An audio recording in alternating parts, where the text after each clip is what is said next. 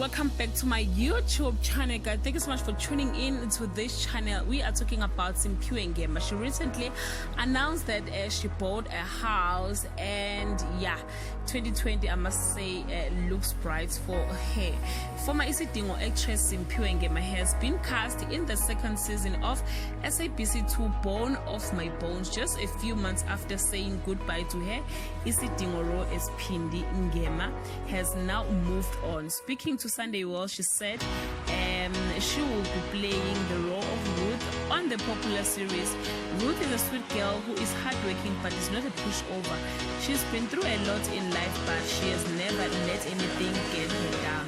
Ngema explained, "I don't think there were any challenges for me taking on a new character. It's like going on a new adventure. You do your research, discover new things about the character when you read the script and think of the ways of how to best portray the character and make the story believable."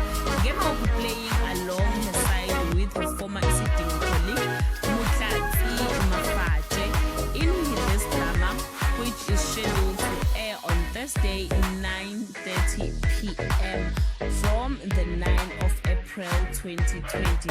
Guys, congratulations to her. We wish her nothing but all the best on her new journey. Till we meet again, guys, I love you so much. Bye.